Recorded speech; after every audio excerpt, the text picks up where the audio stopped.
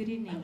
I hope you read the little description in your neon brochure. And if you didn't, then take it home with you. But those two paragraphs really don't give justice to the story behind Centerline Studios, who create scenery for opera and Broadway shows and television. In fact, the 2 pages I gave Mary a few months back did not even give justice to their story, even though I went into great detail. What gave the story, in fact, was an hour long when I first had my first meeting with Shelley. When she was done telling me her story of the recession and then the flood and the fire, I scooped my jaw, put it back in place, and I said, okay, let's get to work. April Volk, who's, wave, April? Where did she go? Oh, there she is. From KeyBank had referred the Grays to our Mid-Hudson Center. And by the way, she'll be at the bar later. She's amazing. If you have any clients that are complex cases, she'll solve any problems. So Centerline Studio, their file is this big, okay? It's a year. It took a year to get everything together and everything done. And I've seen over 2,500 clients since I started 12 years ago, and these are the most hard-working individuals I have ever met, and I've met really a lot of hard-working people. Their space that they have now is what, 300? 220,000. Okay, it makes this look like a closet. Okay, it's 220,000 square feet. When I went to visit a month ago, it took us almost 45 minutes to tour the whole facility. So they're just beginning to really do a lot of work with that facility. Anyways, I was asked not to I was asked by my colleague not to chew the scenery, so I'm going to pass on the mic to them.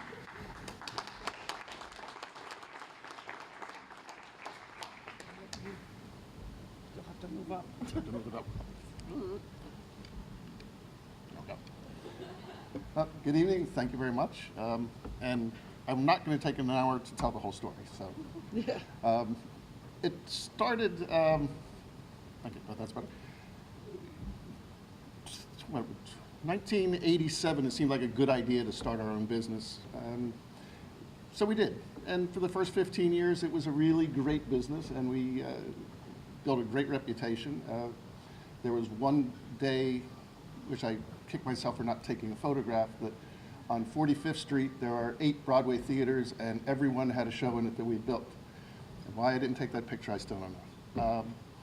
Then, after the events of 9/11, Broadway was dead. We had a $2.5 million project from Radio City Music Hall on the floor that after the anthrax at Radio City, that show was dead. We'd never seen our business just stop. And for 8 months, there was absolutely no work on the floor. Making the long story short, all of a sudden we're sitting in a bankruptcy attorney's office, and he's telling us which papers to fill out and how to start a new life. And on the drive home, we just said, we can't do that, because all the businesses that we would be walking away from were all our friends. We were mom and pop. They were all mom and pops. They all depended on us. We depended on them. So the next 8 years, we paid everybody back 100%. We had downsized from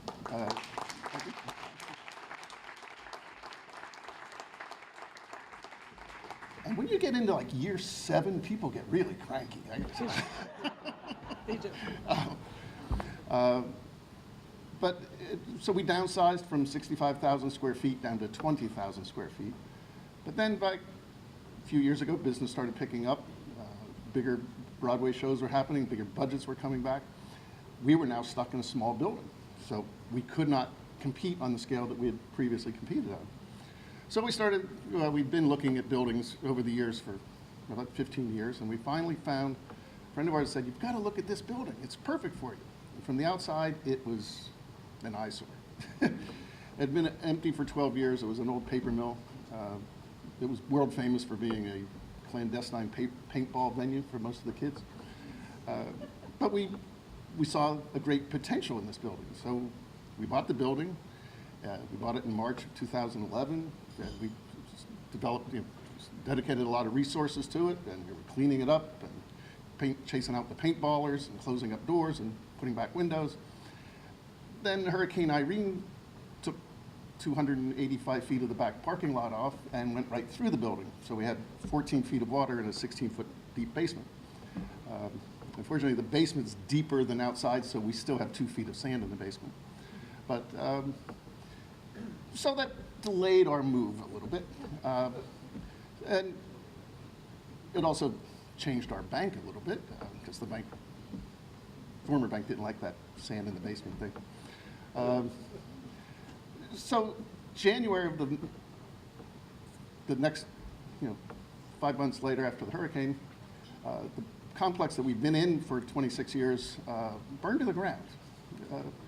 It was the largest fire in Orange County history. The place went back to the 1700s. And being in a theatrical company, we were kind of amazed. It looked just like the burning of Atlanta in Gone with the Wind. But fortunately, our section was saved. We were at the far end of the building, so they managed to extinguish the fire before it got to us. But that had its own set of problems because we had no power, we had no electricity, we had a lot of smoke damage. Shelley moved the entire office staff into our dining room, and they were there for 3 months. So that sort of accelerated the move into our new building, which is, now we're in the midst of rebuilding and building scenery at the same time, rebuilding the building. So that's kind of the shorter version of the hour-long story. So with that, I'd like to introduce you to my partner, my wife, and my best friend. No, I'm not that tall. Wow. It really has been such a community effort to have gone forward with this project. I cannot express to you, on behalf of our crew and all of our employees, I can't thank you enough for acknowledging all the hard work that went into this, but it isn't just us. It really was a community effort. I mean, Central Hudson came forward right away with a sizable grant. Here you go, you're keeping jobs. Walden Savings came through a small bank. Here's money to get you in your building until you can get that key bank loan with April. And it was amazing how people came out of the woodwork to help us. And it's so nice to have it acknowledged and to get an award such as this. I can't express how grateful we are, but mainly I have to thank April Volk from Key Bank and Miriam Bouchard, who, as we were going through this, I have to tell you, this is the most convoluted, difficult loan that ever went through a bank, ever. And when they asked me for my second grade report card, I was like, that's it, I am done. Every time you gave them the figures, every time it was, well, we want to see them this way. Like, could you just take the projections and focus on this and delete that? And okay, we'll do it. And Miriam, I can't even express, she was that cheerleader, and when I lost my mind and I said, I'm jumping off the Newburgh Beacon Bridge, she'd be like, hold on, you can do it.